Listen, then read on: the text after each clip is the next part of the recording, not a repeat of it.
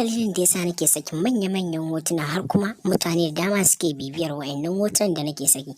Na saki wasu hotuna wanda masoya na gabaki ɗaya sun bibiyi wa'annan hotunan nawa a shafina na Instagram, amma kaitona na saki wani babban hoto wanda bai kamata a ce na sake shi ba har na bari ne sake duniya ta gani. Hoton da ya fito min da duka tsiraici na jikina wacce kuma kwata-kwata ban gane ba. Comment ɗin da mutane suke min, wasu daga ciki suka ce Allah ya wadar, har wasu suke cewa Allah ya tsine mini.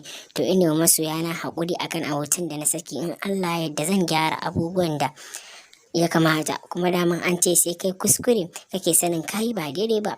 Amma kuma masoya na dan Allah ku yi min afuwa, ku ci gaba da bibiya ta a shafina na Instagram, wato inji jaruma Roqi Alim. Roqi Alim an sani cewa babbar jaruma ce wacce ta shuhura a cikin masana'antar Kannywood gabaki ɗaya, wanda kuma an san mata na sakin manya-manyan bidiyoyi da yawa waɗanda suka dace a industry.